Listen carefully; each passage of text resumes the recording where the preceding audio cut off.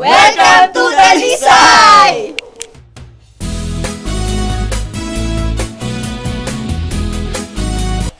Tunay na hindi matatawaran ang bayan ng Talisay sa kanyang gandang likas na sa mga hayop,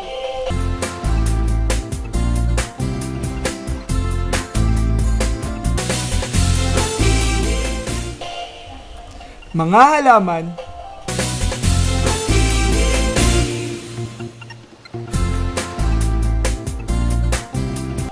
payak ng mga mamamayan,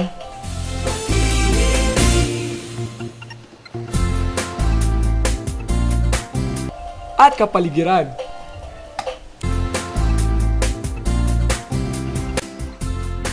Isa sa kanilang mga ipinagmamalaki at ikinabubuhay na rin ay ang pagtitilapia.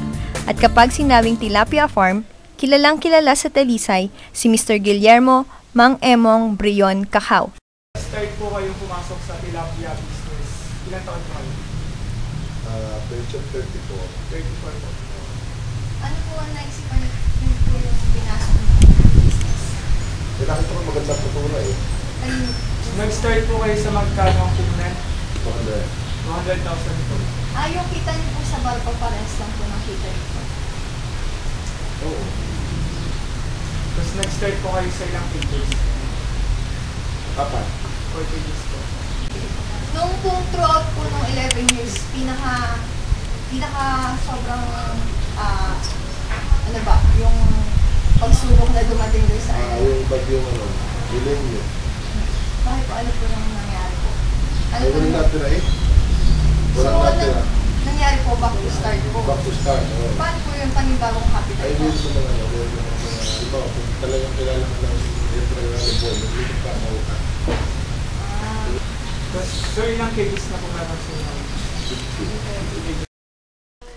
Ilan sa mga pagmamayaring cages ni Mang Emong ng Tilapia Nursery. Dito, inalagaan ang mga similya o punla ng tilapia sa pamamahala ni Kuya Elmer. Sir, ilang buwan na po to? O ilang araw? Tapos may estimated kung gano'n po kadami? Sa isang pan po, ilan po? 250,000. Sir, paano nyo po naililipat to? Yung net po na... Ano yung sobra pong nipis na net? yung siyempre, pino lang po yung butas. Pag mamumukot kayo, hindi na sila dito.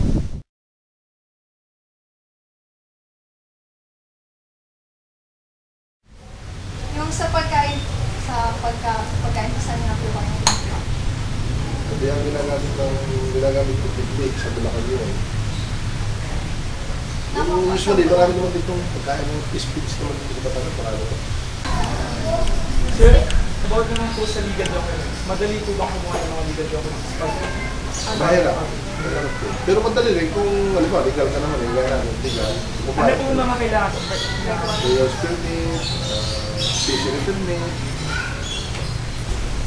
Sir, mas marirecommend niyo po ba ang pumasok ang sa entrepreneur, sa agri-entrepreneur o sa industrial entrepreneur? Sa agri. Bakit po? Sa ngayon kasi, ang agriculture yung tingin ko kahit na sa mga farm, kasi yung tao kahit na Tsaka mas low maintenance po ang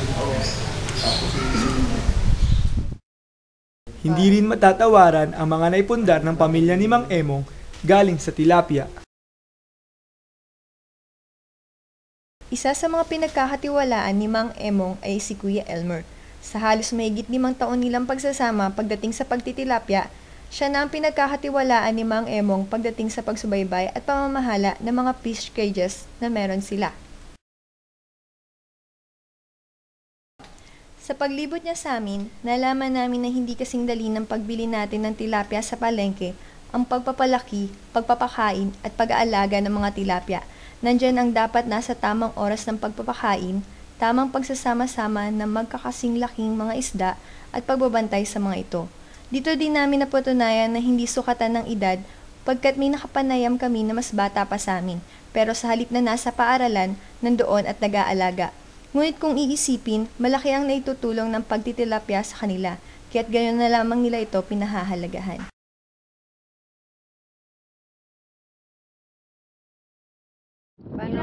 Ilang buwan po bago i-harvest ang isang tilapia? Ay, pare-parehas eh. May season kasi na pag malamig, Okay po.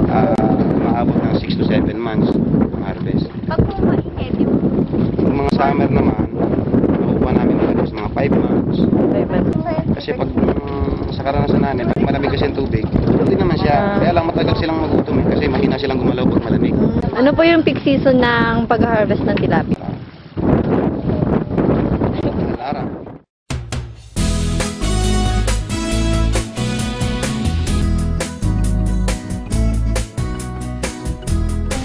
Tips po, mga tips.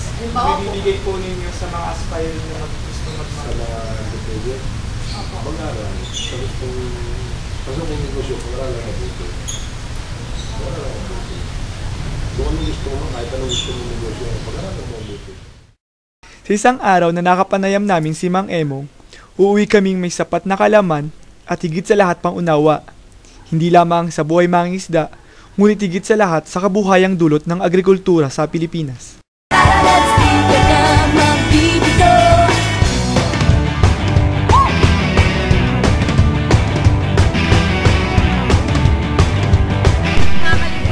Alam mo po si Melba? Hindi Oo, ganun. Seryosong usapan. Yung experience sa atin yun, alam mo, hindi lang siya yung parang hanggang after documentation. Tapos na, yun yung natutunan natin. Grabe, madadala natin hanggang kahit maisipan nating mag-business, magtrabaho ng remarkable na. Yung tilapyang to, ang dami palang process. Pero against doon sa lahat, pinaka natutunan ko experience is the best teacher talaga.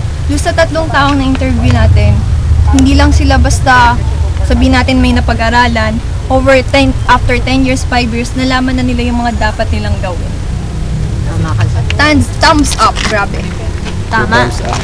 Tsaka alam mo, hindi naman, mapa-industrial man yan, agriculture, o kahit anong negosyo, wala yan sa kapital, wala yan sa kahit anong meron ng business mo. Nasa tao nag-handle pa rin yan kung magsasucceed o mag-fail yung negosyo mo eh.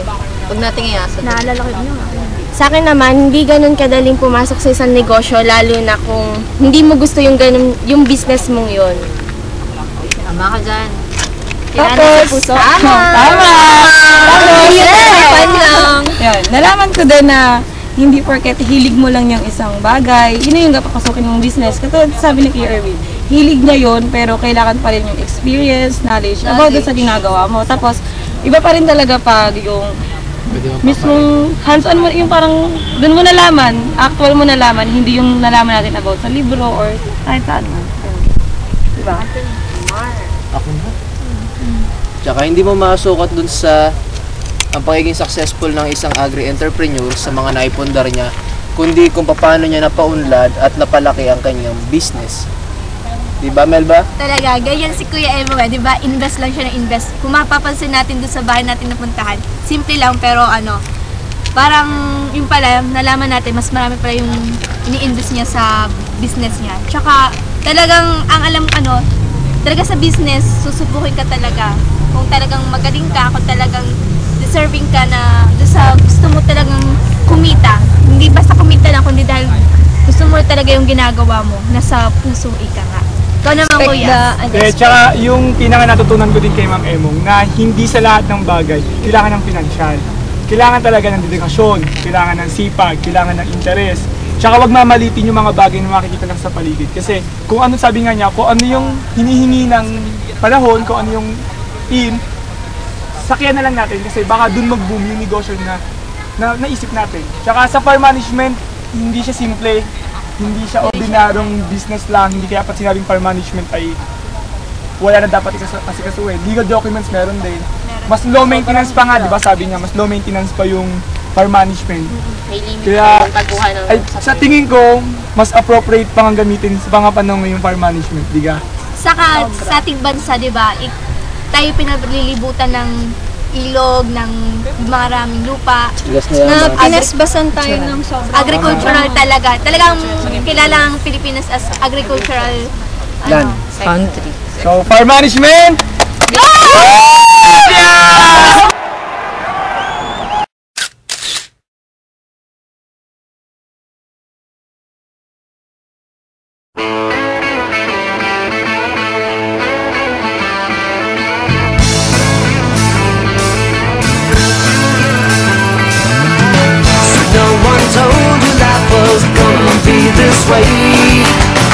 job's a joke you broke. Your love life